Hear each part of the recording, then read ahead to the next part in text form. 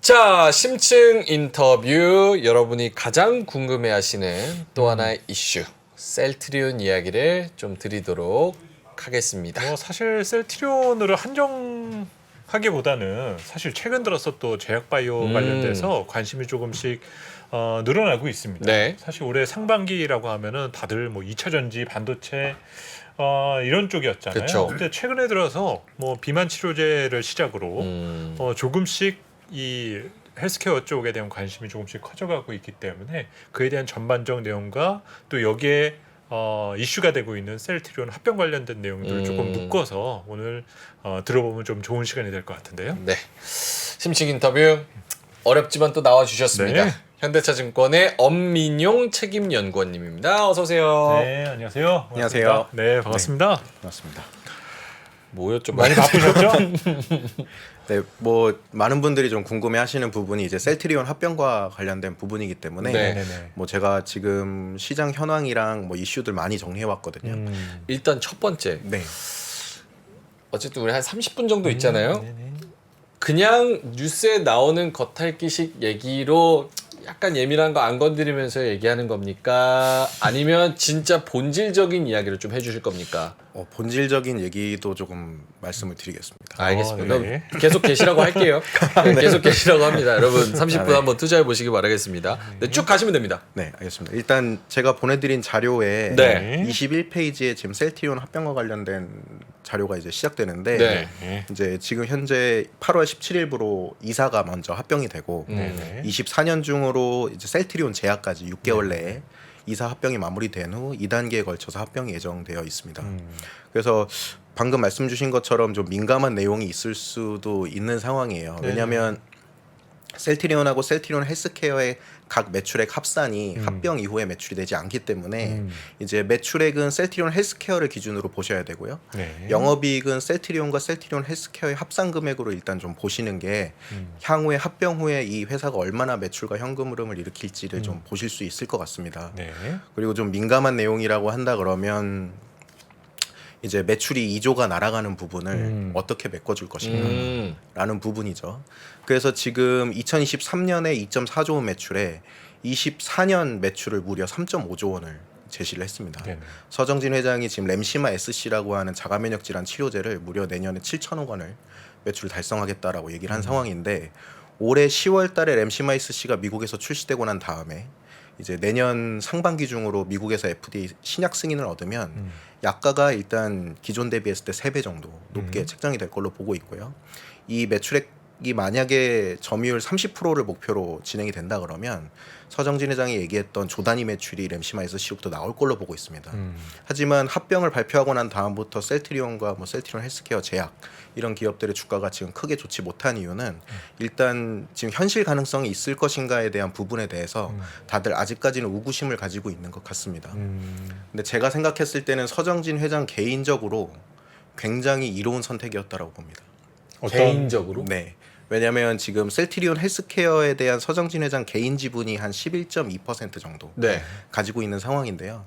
이게 합병이 될 당시에 셀트리온 헬스케어의 전신 기업인 테크인이라는 기업으로부터 이제 시가총액이 쭉 올라온 부분이잖아요. 네. 그래서 합병이 돼서 셀트리온에 흡수되게 되면 셀트리온의 신주로 이제 셀트리온 헬스케어의 지분만큼 이제 받게 됩니다. 그럼 서정진 회장 입장에서는 테크인이라는 전신 기업이 거의 가치가 제로에 가깝기 때문에 이 셀트리온에 대한 주식을 받음으로 인해서 소득이 생깁니다.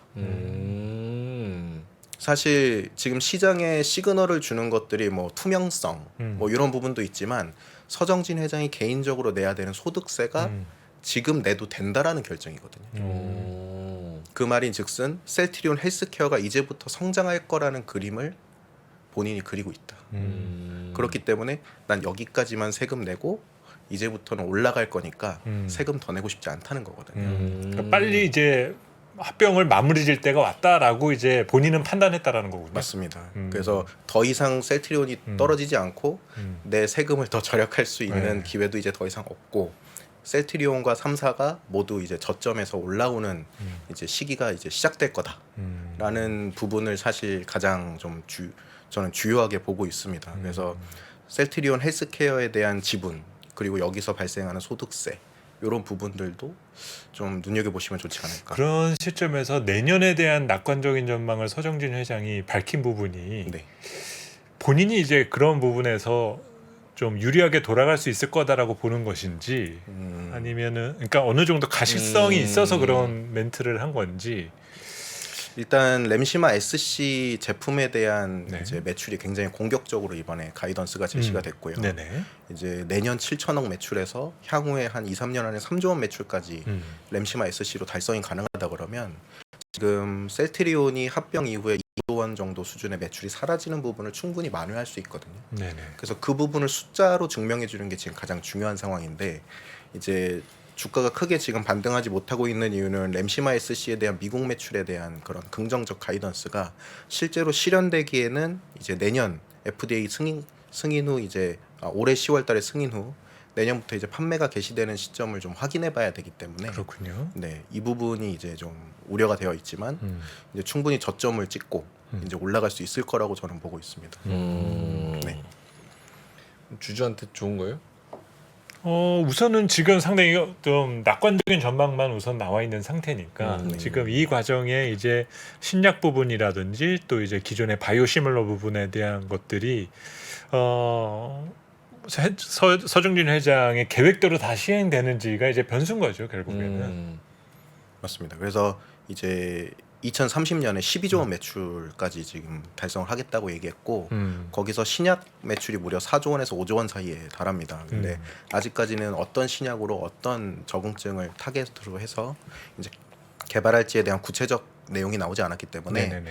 2024년부터 신약 파이프라인에 대한 부분들이 좀 구체적으로 가시화가 되면 그 파이프라인의 성공 가능성을 두고 향후 뭐 10년 정도의 이제 매출 가이던스를 그린 다음에 이제 충분히 파이프라인 가치까지 프리미엄을 줄 수 있는 시기가 올 겁니다. 그래서 지금 당장 셀트리온을 막 2030년 12조 원 매출까지 보고 가기에는 네네네. 아직까지는 임상에 대한 가시화나 이런 부분들이 좀 부족한 상황이죠. 네네네. 하지만 결국엔 가시화될 거고 이제 합병이 이루어지게 돼서 이제 회사가 영업이익 부분에서 뭐 셀트리온 헬스케어가 현재 가지고 있는 매입 재고에 대한 관리 부분이나 이런 자본을 활용하는 데 있어서 많은 제약이 있었는데 이런 것들이 영업이익률 상승으로 합병 이후에 좀 그려주면서 영업이익률과 매출액이 모두 다 좋아지는 그림이라고 한다 그러면 이제 투자 심리 또한 개선될 수 있다. 라고 지금 보고 있는 상태입니다. 그렇다면은 사실 지금 합병 일정이다라는 거가 지금 딱 나와 있는 상태잖아요. 네. 근데 이미 지금 셀트리온을 보유하고 계신 투자자분도 계실 거고 앞으로 이런 이슈에 따라서 관심을 두기 시작하는 투자자들도 있을 텐데 네.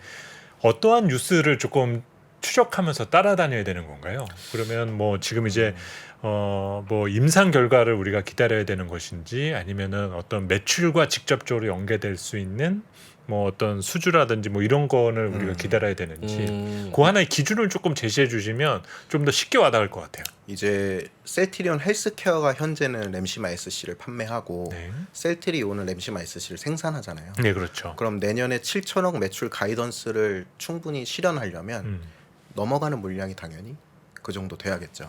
그래서 сел트리온이 헬스케어에 넘기는 램시마 SC의 물량들을 앞으로 체크해 보시면 생산량, 네.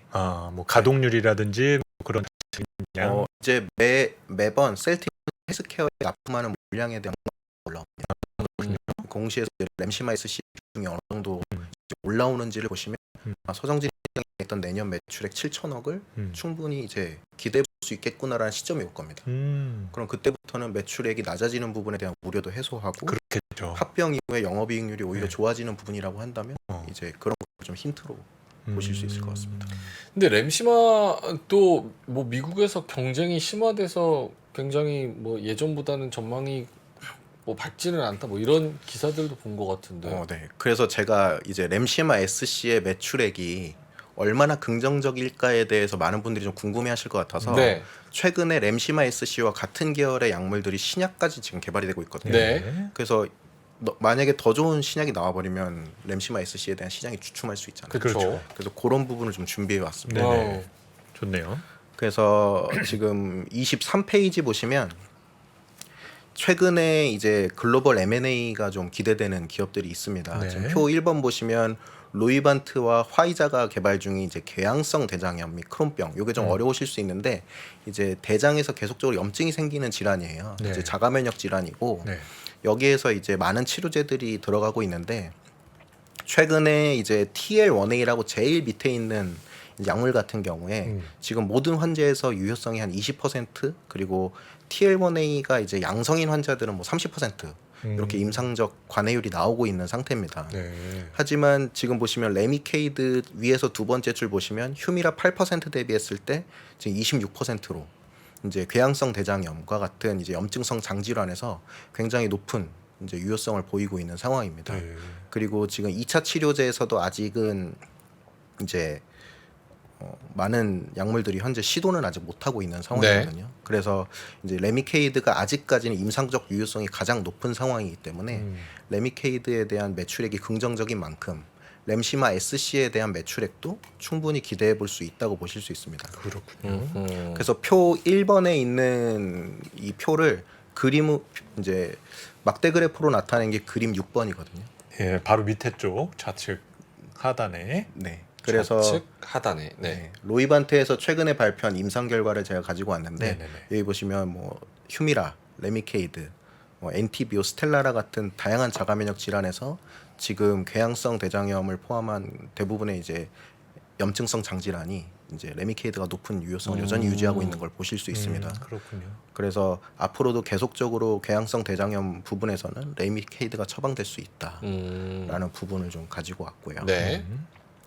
그리고 지금 제가 여기 자료에는 넣지 않았지만 제가 지난 산업 자료에서 그 자가면역 질환 산업 자료를 썼었어요. 네네. 근데 거기서 지금 휴미라와 레미케이드를 포함한 그 내성 환자 비율이 한 30% 정도 된다고 제가 산업 자료에 좀 언급을 했는데 이 내성 환자 시장과 레미케이드 치료 실패 환자의 비율이 굉장히 높습니다. 많은 분들이 셀트리온이 가지고 있는 램시마 SC가 단순히 뭐 입원을 하지 않고 5분 안에 투약이 끝나서 환자 편의성이 좋기 때문에 잘 팔린다? 이건 아닙니다. 그러니까 많은 분들이 그렇게 생각하고 계시거든요. 실제로는 그렇지 않고 내성이 생기는 환자 플러스 그 다음에 몸 안에서 서큘레이션, 그러니까 약물이 투약되고 난 다음에 빠르게 분해되거나 배출되시는 환자분들이 계세요. 그런 분들은 이제 레미케이드든 휴미라를 맞아도 이제 소변이나 뭐 이런 쪽으로 많이 배출이 빠르게 되기 때문에 약효가 듣지 않거든요. 그렇게 되면 램시마 SC라고 하는 피하 주사 제형의 약물을 투약해서 네네. 이 SC라는 약물은 혈관에 바로 주입되는 게 아니기 때문에 흡수되는 시간이 굉장히 오래 걸립니다. 천천히. 네. 그래서 그래서 그래 약효가 더 오랫동안 유지되는 유지가 거죠. 될 수 있는 그러니까 거군요. 이제 체외로 배출이 빨리 되시는 분들은 램시마 SC를 처방해야만 이제 치료가 가능한 거죠. 그럼 뭐 특별한 증세가 있어서 그런 건가요? 뭐 아니면 뭐, 뭐 신장 질환이라든지 뭐 네.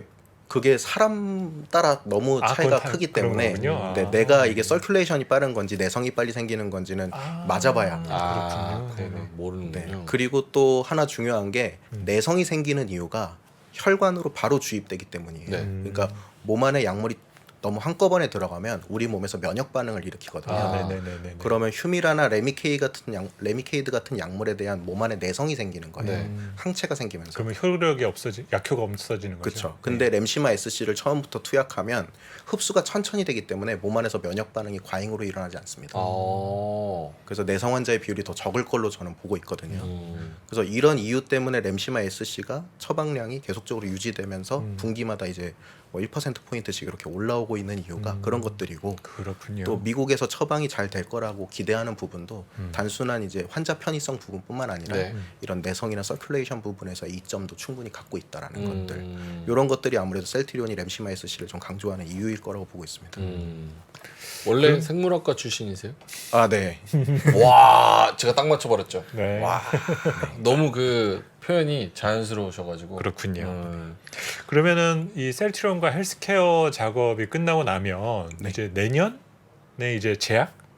이 이제 6개월 내에 합병될 거다라고 네네네. 지금 되어 있는 상황입니다. 네네. 거기서는 그러면 이제 주목해서 봐야 될 부분을 뭐라고 좀 봐야 될까요? 요것도 조금 뭐 예민한 부분을 말씀드려달라고 네. 하셔서 네. 요것도 조금 설명을 드리면, 일단 이사가 합병된 뒤에 나머지 이제 제약이 합병되는 이유는 보통 저희가 셀트리온 관련된 호재가 터졌다라고 하면은 이제 10조, 20조 원 규모에 달하는 셀트리온이나 셀트리온 헬스케어를 사긴 힘들어요. 그러니까 이슈성으로 급등하는 종목이다 보니까 많은 분들이 호재가 발생되면 오히려 셀트리온 제약을 샀거든요. 네.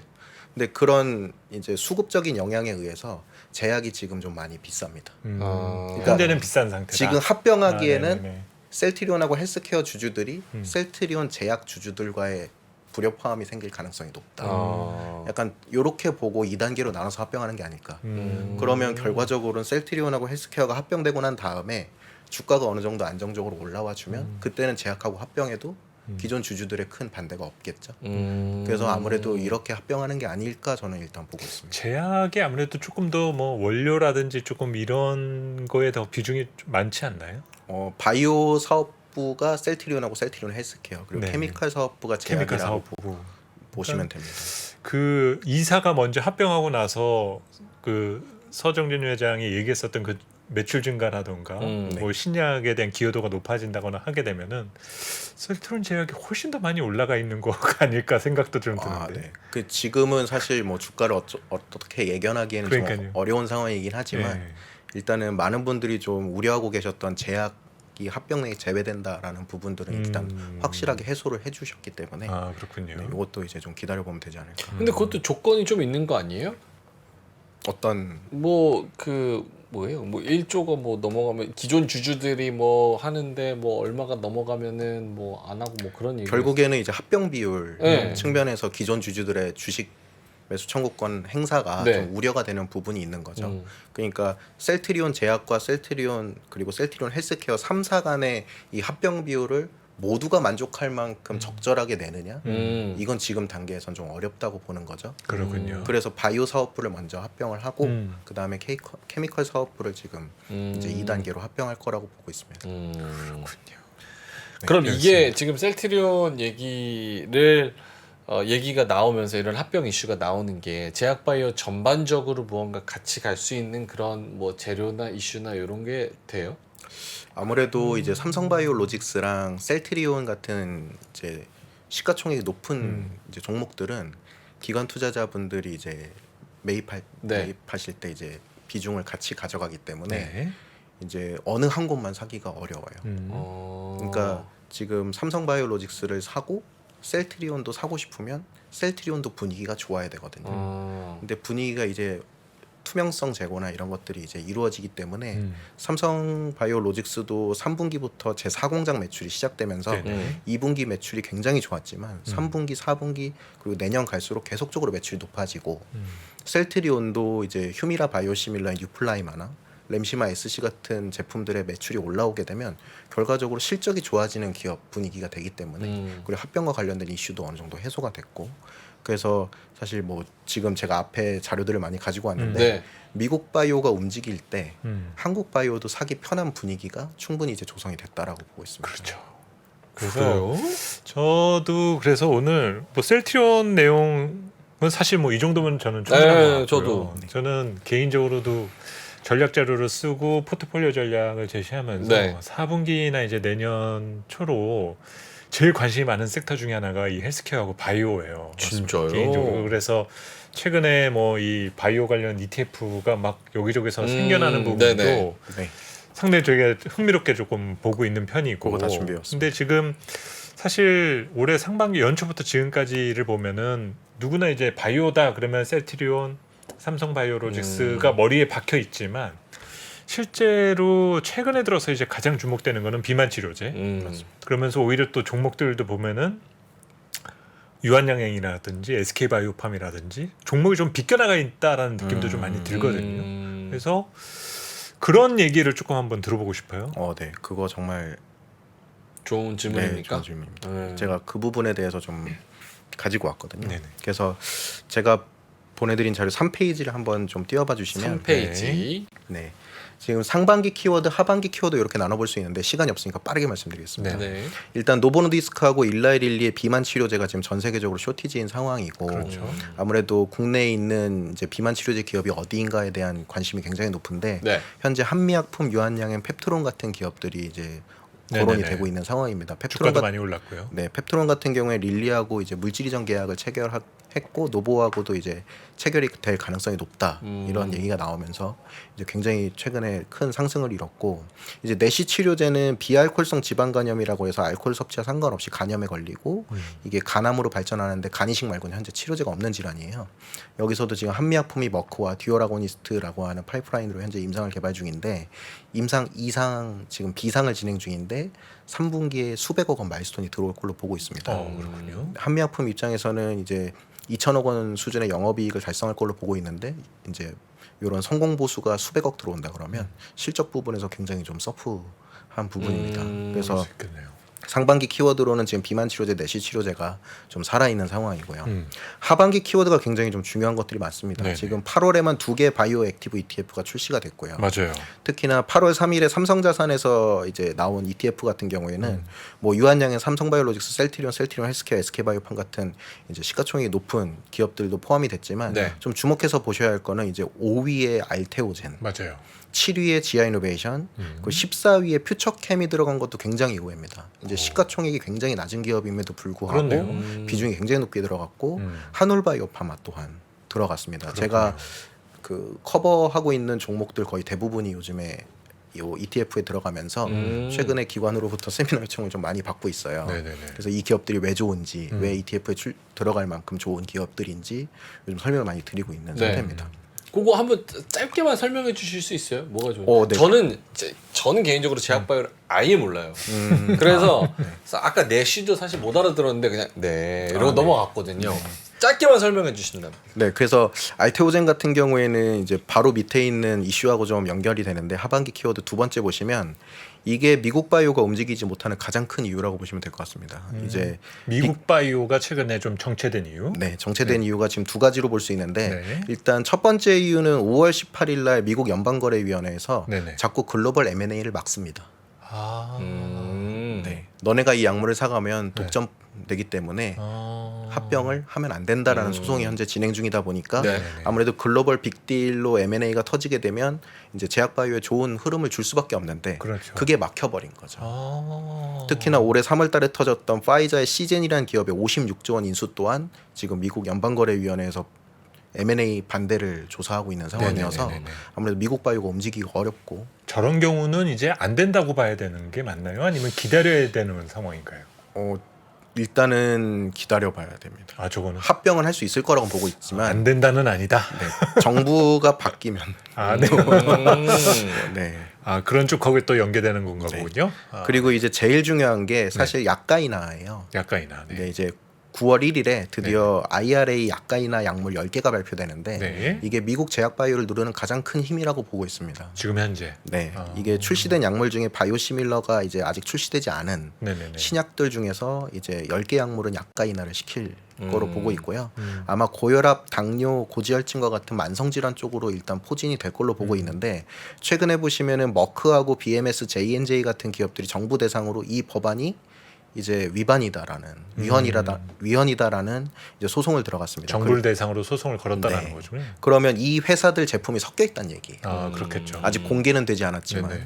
그럼 9월 1일에 만약에 10개 약물이 공개가 되고 나면 이제 글로벌 제약바이오 애널리스트들이 그 약물을 포함하고 있는 기업들의 컨센을 떨어뜨릴 가능성이 있고 이게 시장에 어느 정도 충격을 줄 수 있을 거라고 보십니다. 이게 약가이나라 그러면 사실 제약바이오 입장에서는 굉장히 큰 악재거든요. 크리티컬하죠. 네네네. 그래서 지금 미국 제약바이오가 좀 눌려 있는 상황이고 네네네. 저는 오히려 공개되고 나면 네네. 이 법령이 발효되는 게 26년이기 때문에 아직까지는 시간이 좀 남아 있어서 이제 눌림을 다 해소하고 올라갈 수 있지 않을까 보고 있는 상황이고요. 그럼 불확실성 제거 정도로 이제 네. 보는 거가 맞다. 네.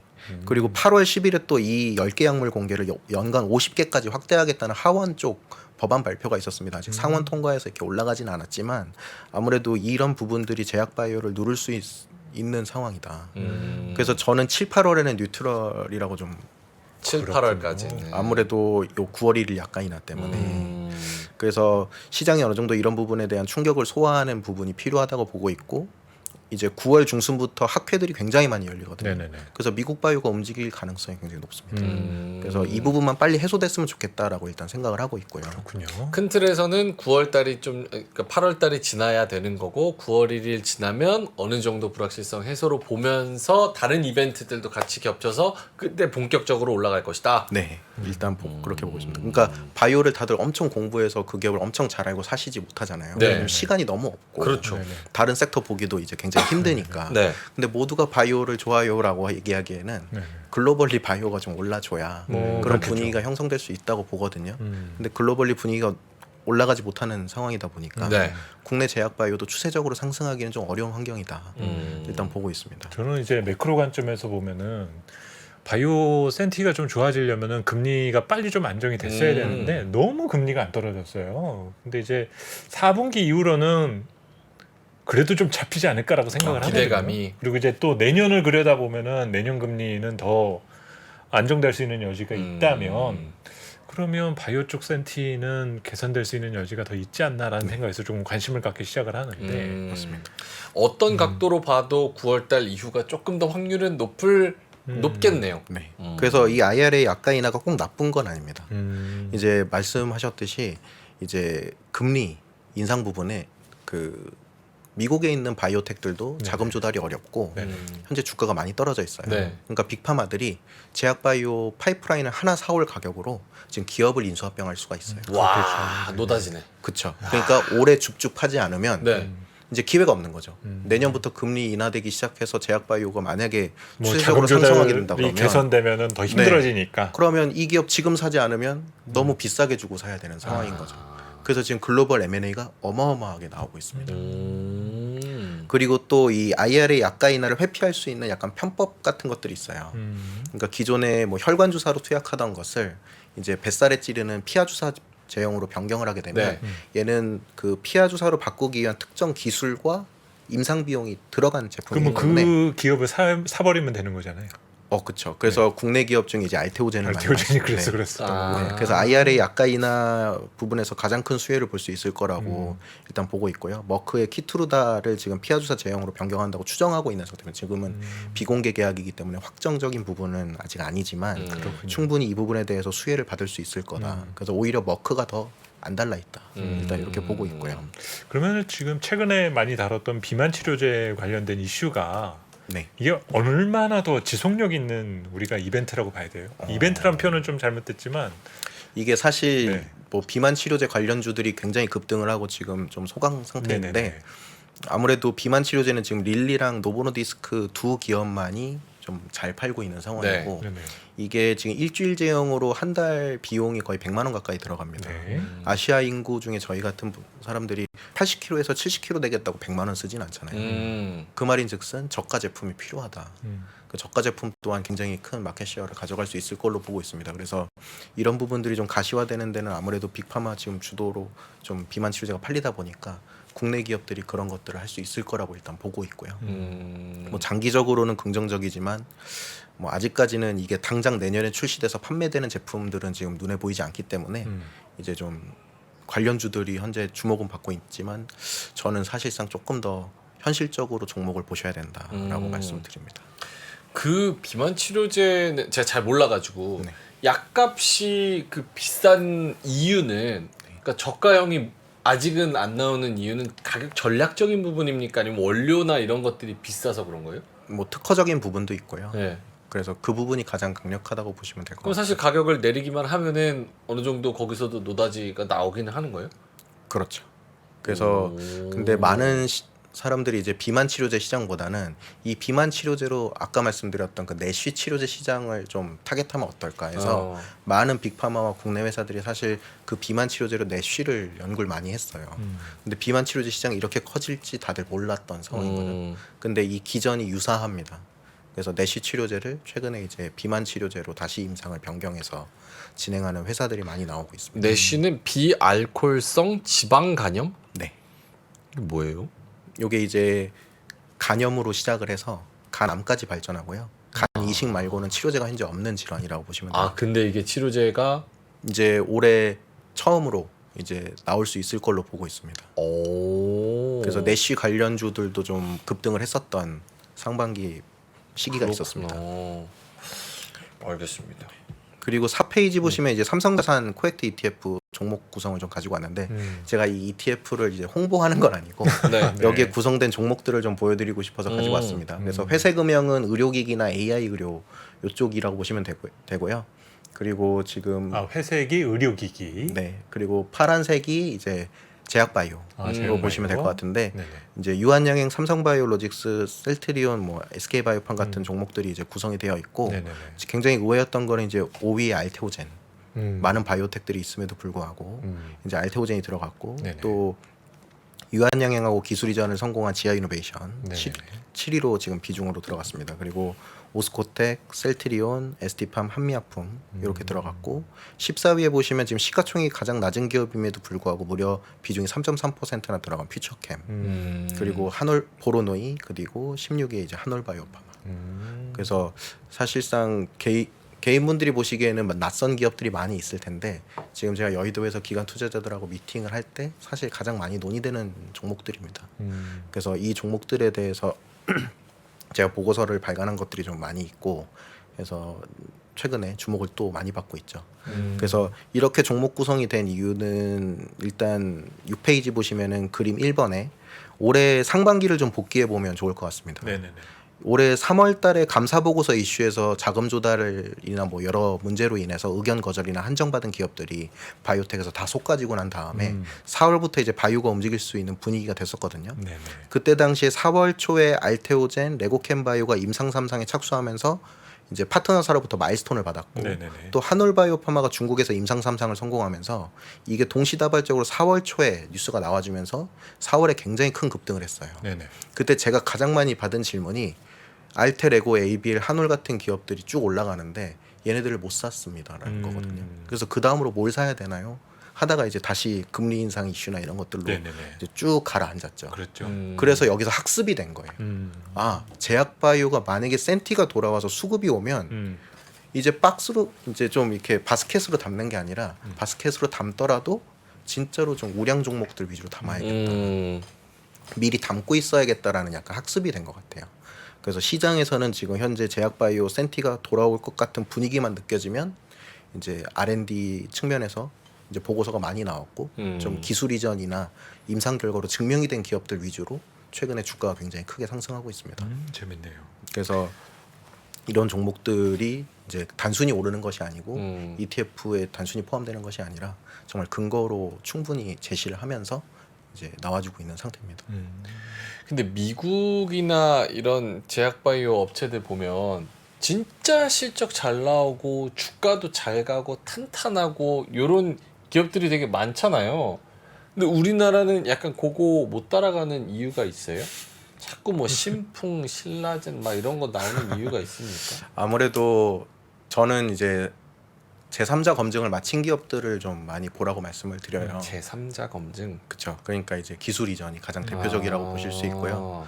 그러니까 결과적으로 이제 우리가 아닌 다른 사람이 내 기업을 평가했을 때 객관적으로 평가가 이루어졌을 거라는 가정이 들면 네. 이제 그 기업은 어느 정도 좀 우량하다고 볼 수 있거든요. 근데 이제 신약 개발하겠습니다 했다가 신약이 잘 안 되니까 그냥 파이프라인만 계속 늘리는 기업들 이런 기업들은 조심해서 보셔야 됩니다. 그러니까 기술 이전을 안 하고 있는 게 아니라 못 하고 있는 걸 수 있다라고 보는 거죠. 그런 건 조금 의심을 조금은 해봐야 되는 거네요. 그렇죠. 오케이, 알겠습니다. 9월달 지나고 나서부터는 한번 제약바이오가 주도 섹터라고 얘기할 수 있는 그 타이밍이 오기는 온다. 네, 8페이지 보시면 이제 학회 네. 스케줄을 가지고 왔는데 학회. 네. 9월 9일부터 지금 세계 폐암학회를 시작으로 12월까지 연속적으로 학회들이 열립니다. 근데 작년 보니까 학회빨 많이 안 받는 것 같던데 요즘.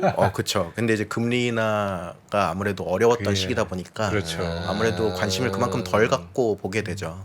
근데 이제는 9월 1일 날 약가이나 10개 약물이 공개되고 난 다음에 네. 충격이 어느 정도 완화되고 나면 9월부터 미국 바이오가 움직일 가능성이 높다고 저런 건 보겠습니다. 어때요? 이제 지난해도 좀 이런 학회들이 네. 아직도 뭐 지난해까지도 팬데믹 영향이 있었었잖아요. 계속 좀 이렇게 뭐 정상 운영이 됐었나요? 작년에? 사실 뭐 코로나 관련돼서 작년부터 이미 이슈는 학회적인 그 학회에서 오프라인으로 열리고 온라인으로 열리는 부분들은 다 해소가 된 상태예요. 해소는 네. 됐었다. 네. 그래서 이제 좀 바이오를 주목해서 보시는 분들이 많이 없다 보니까 뭐 임상 결과나 이런 것들은 계속적으로 나왔었습니다. 근데 아무래도 이제 섹터 자체가 소외되어 있는 상황이었고 이제 코로나로 인해서 진단, 백신, 치료제 기업들만 좀 주목을 받았던 분위기였는데 이제는 아까 보셨던 그런 ETF의 구성 종목들처럼 좀 탄탄한 임상적 연구적 부분에서 우량한 기업들 위주로 이제 수급이 더 올 거라고 보고 있습니다. 그러니까요. 그러니까 사실 많은 또 투자자분들 사이에서는 바이오에 대해서 되게 좀 부정적 인식을 갖고 계신 분들도 적지 않으시거든요. 그런데 사실 시간이 경과되면서 또 우리 기업들도 그렇지 않다라는 것들을 증명하기 위해서 또 여러 가지 노력도 해왔고 한 부분이 있기 때문에 네. 이제 그걸 이제는 우리도 또 찾아볼 때인 것 같아요. 지방간 찾아보고 있었어요. 그런가요? 나 지방간인가 나 몰라가지고 약간 그래서 난가 이러고 좀 찾아보고 있었어요. 왜 이렇게 ETF라는 것들, ETF라는 수단 등을 통해서 이제 우량 기업들에 대한 어떤 집단을 찾으려는 노력들이 계속 생겨나는지 네. 이거를 우리가 생각을 하면서 오늘 연구원님이 말씀해주셨던 내용을 다시 한번 복귀해 볼 필요가 있을 것 같습니다. 진짜 그 다시 한번 보면서 그 내용을 하나하나 네. 좀 따져봐도 나쁘지 않을 뭐 것 학회 같습니다. 일정이라든지 이런 것들은 꼭 출력해서 한번 두셨다가 한번 보시면 좋죠. 도움 많이 되죠. 지금 공부해야지 이것도 막상 막 올라갈 때 준비하고 그때 또 이제 잡지 나중 가서 공부하려고 그러면 머리 아프잖아요. 그렇죠? 맞습니다. 맞습니다. 네. 자, 알겠습니다. 그럼 심층 인터뷰 우리 현대차증권 엄민용 책임연구원은 여기서 인사드리도록 하겠습니다. 오늘 말씀 고맙습니다. 감사합니다. 감사합니다. 장 시작 전부터 종료까지 쏟아지는 수많은 뉴스와 정보들. 이 중에서 어떤 것이 투자에 정말 도움이 되는 정보일까요? 3프로의 증시 셔터맨 박근영 마스터가 직접 정보를 선별하고 투자의 힌트를 드립니다. 시간도 아끼고 투자 아이디어도 얻는 시간. 박근영 부장의 마켓 힌트와 함께 하세요. 자세한 사항은 3프로 TV 앱과 홈페이지를 확인하세요.